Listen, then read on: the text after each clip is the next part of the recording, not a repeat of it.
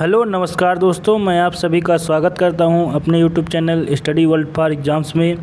आज हम इस वीडियो में डिस्कस करने वाले हैं भारतीय इतिहास से संबंधित कुछ महत्वपूर्ण क्वेश्चन। इससे पहले भी हमने ये जो भारतीय इतिहास की सीरीज़ चला रखी है, इसके कई वीडियोज़ अपलोड किए हैं। तो आप लोगों ने अगर उन वीडियोज़ को नहीं देखा है तो जा कर के एक प्लेलिस्ट हमने बना दी है इंडियन हिस्ट्री के नाम से, तो उसमें सभी वीडियोज़ पड़े हुए हैं, तो आप लोग जा कर के देख सकते हैं। आइए आज के वीडियो को जो है शुरू कर लेते हैं बिना किसी देरी के। तो देखिए, आज हम प्राचीन इतिहास में मगध साम्राज्य का उदय से संबंधित महत्वपूर्ण क्वेश्चन देखने वाले हैं कि मगध साम्राज्य का उदय कैसे हुआ और क्या महत्वपूर्ण सवाल इससे बन सकते हैं आपकी प्रतियोगी परीक्षाओं में। अगले सवाल की ओर आ जाते हैं। 299 नंबर सवाल है। 298 नंबर तक हमने पिछले पार्ट में डिस्कस कर लिया था। तो आइए आज का अगला सवाल देख लेते हैं। वीडियो अगर पसंद आता है तो आप लोग लाइक कीजिए और अपने दोस्तों के साथ शेयर भी कीजिए।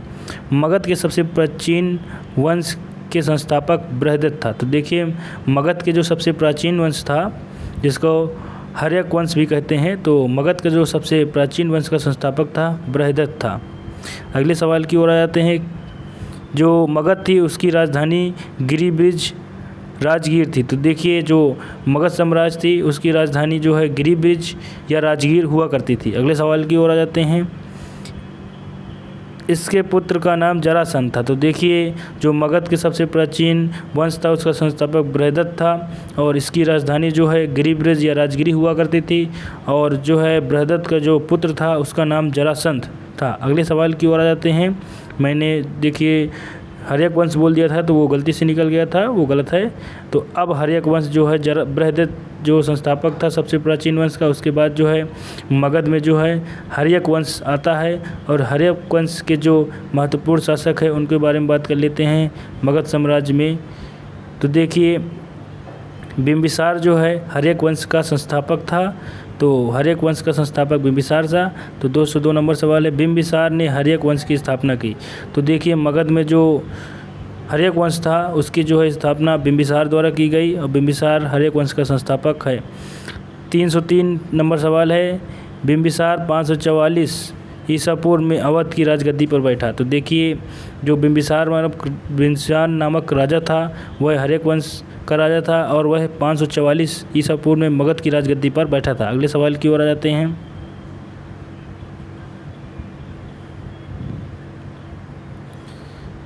बिंबिसार श्रेणिक के नाम से भी जाना जाता है। तो देखिए, जो बिंबिसार राजा हर्यक वंश का संस्थापक है वह जो है श्रेणिक नाम से भी जाना जाता है। अगले सवाल की ओर आ जाते हैं। इसकी 3 पत्नियां थीं। तो देखिए, जो बिंबिसार राजा था हर्यक वंश का उसकी 3 पत्नियां हुआ करती थीं, महाकौशल, चेलन्ना और क्षेमा। महाकौशल, चेलन्ना और क्षेमा जो है बिंबिसार की पत्नियां हुआ करती थीं। अगले सवाल की ओर आ जाते हैं। बिंबिसार बौद्ध धर्म का अनुयायी था। तो देखिए, यह सवाल आप लोगों के लिए बहुत महत्वपूर्ण हो जाता है कि जो हर्यक वंश का संस्थापक बिंबिसार था वह बौद्ध धर्म का जो है अनुयायी था। अगले सवाल की ओर आ जाते हैं बिना किसी देरी के।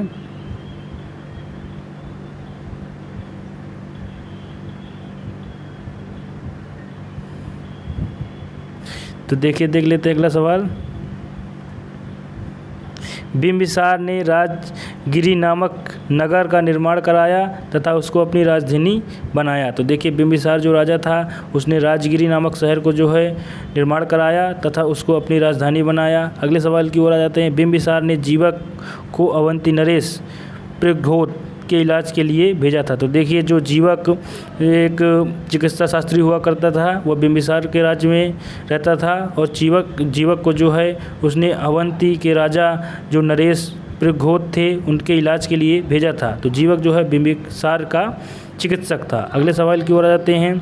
बिंबिसार की हत्या उसके पुत्र अजातशत्रु ने 493 ईसा पूर्व में की थी। तो देखिए, हर्यक वंश का जो प्रथम शासक था बिंबिसार, उसकी हत्या उसी के पुत्र अजातशत्रु ने 493 ईसा पूर्व में की थी। इसीलिए कभी कभी अगर आपसे पूछा जाए कि हर्यक वंश को अन्य किस नाम से जाना जाता है तो पितृहंता वंश के नाम से भी हर्यक वंश को जाना जाता है। तो बिंबिसार की हत्या उसके पुत्र जो है अजातशत्रु ने 493 ईसा पूर्व में कर दी थी। अगले सवाल की ओर आ जाते हैं। अब अजातशत्रु जो दूसरा शासक हुआ है मगध का और हर्यक वंश का दूसरा शासक, तो उसके बारे में पढ़ लेते हैं। अजातशत्रु 492 ईसा पूर्व में मगध की राजगद्दी पर बैठा। तो देखिए, 493 ईसा पूर्व में जो है अजातशत्रु ने अपने पिता बिंबिसार की हत्या कर दी और उसके बाद जो है अजातशत्रु 492 ईसा पूर्व में मगध की राजगद्दी पर बैठ गया। अगले सवाल की ओर आ जाते हैं। अजातशत्रु का दूसरा नाम कुणिक था। तो देखिए अजातशत्रु का जो दूसरा नाम था कुणिक था। तो कुणिक नाम से किस राजा को जाना जाता है? अगर यह सवाल बन जाता है तो अजातशत्रु जो हर्यक वंश का दूसरा शासक था उसी को कुणिक नाम से जाना जाता है। अगले सवाल की ओर आ जाते हैं। अजातशत्रु का विवाह कौशल नरेश प्रसेनजीत की पुत्री वजीरा के साथ हुआ था। तो देखिए अजातशत्रु जो राजा था उसका जो है विवाह कौशल नरेश जो थे उन प्रसेनजीत उनकी पुत्री वाजीरा के साथ हुआ था। अगले सवाल की ओर आ जाते हैं। अजातशत्रु पहले जैन धर्म से प्रभावित था परंतु बाद में बौद्ध धर्म, देखिए यहाँ पर बहुत नहीं होना चाहिए, बौद्ध धर्म होना चाहिए। तो देखिए जो अजातशत्रु था पहले जैन धर्म से प्रभावित हुआ करता था लेकिन बाद में उसने बौद्ध धर्म को अपनाया और इसके जो पिता थे बिंबिसार वो भी बौद्ध धर्म को मानने वाले थे। तो देखिए अजातशत्रु और बिंबिसार दोनों ही बौद्ध धर्म को मानते थे। अगले सवाल की ओर आ जाते हैं। अजातशत्रु की हत्या उसके पुत्रों उदयन ने 461 ईसा पूर्व में की थी। तो देखिए पहले बिंबिसार जो राजा हुए उसकी हत्या जो है उसी के पुत्र अजातशत्रु ने कर दी और उसके बाद अजातशत्रु की भी हत्या उसी के पुत्र उदयन ने 461 बीसी ईसा पूर्व में कर दी, 461 बीसी में कर दी। तो अजातशत्रु की हत्या जो है उसी के पुत्र उदयन ने कर दी थी। अगले सवाल की ओर जाते हैं।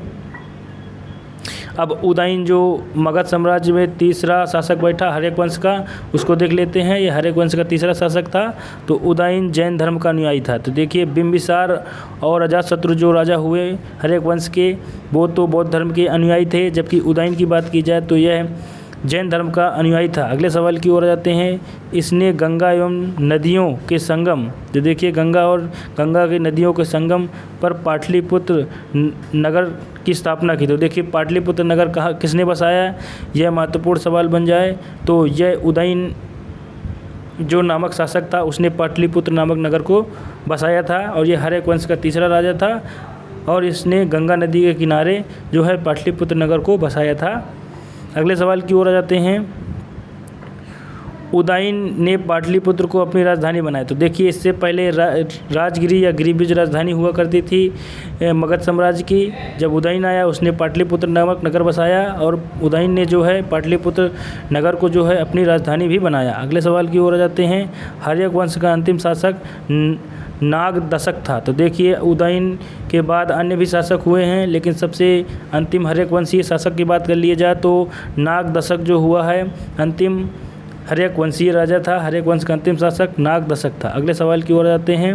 तो देखिए अगले सवाल जो बनने वाले हैं वह महत्वपूर्ण शिशुनाग वंश से संबंधित हैं। हर्यक वंश के बाद मगध पर शिशुनाग वंश ने जो है शासन किया। तो शिशुनाग वंश के बारे में जो महत्वपूर्ण सवाल बन सकते हैं उनको देख लेते हैं।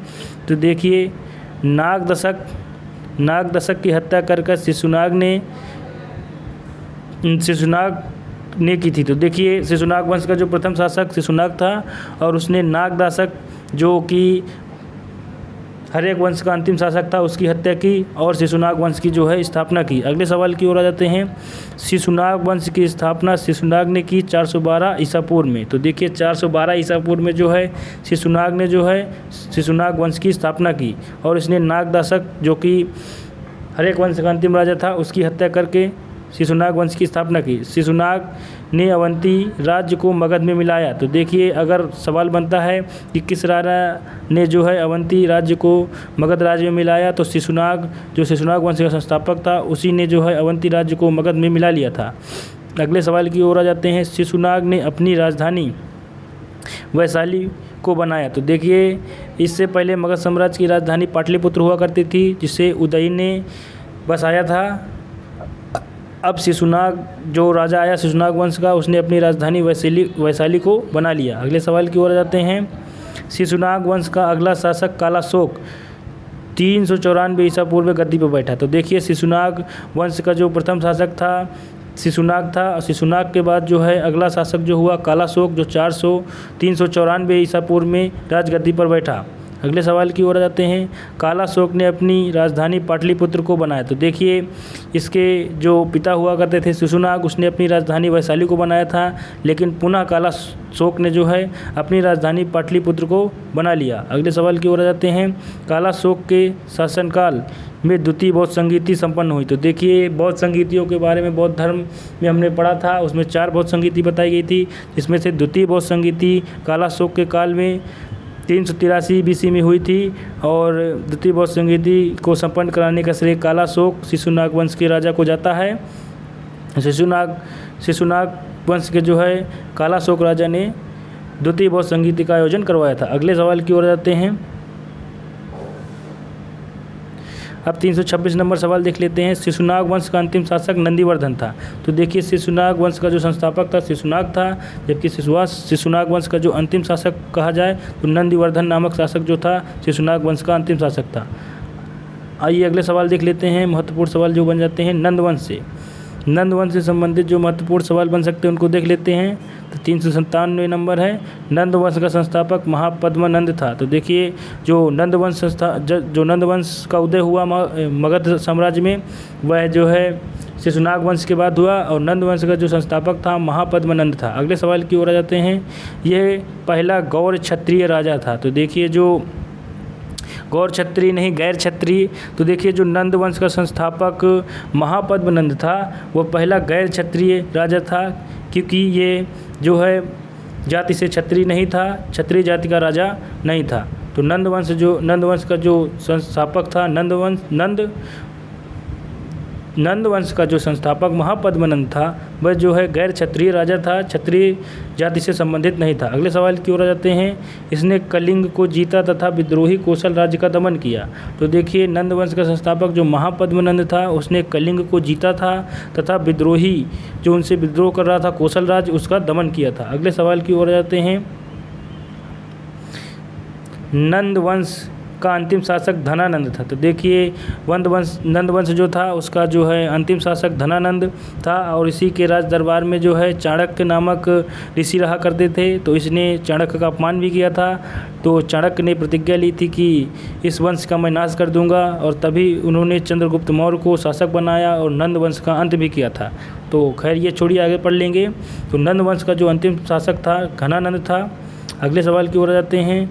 नंद वंश का विनाश चंद्रगुप्त मौर्य ने चाणक्य की सहायता से किया। तो देखिए नंद वंश का जो विनाश हुआ चंद्रगुप्त मौर्य और चाणक्य ने मिलकर किया। चाणक्य जो है नंद वंश में जो है एक प्रधान पंडित हुआ करता था, लेकिन नंद राजा घनानंद ने जो है इसका अपमान किया, और इसी का जो है प्रतिकार लेने के लिए चाणक्य ने जो है चंद्रगुप्त मौर्य के साथ मिलकर नंद वंश का अंत कर दिया।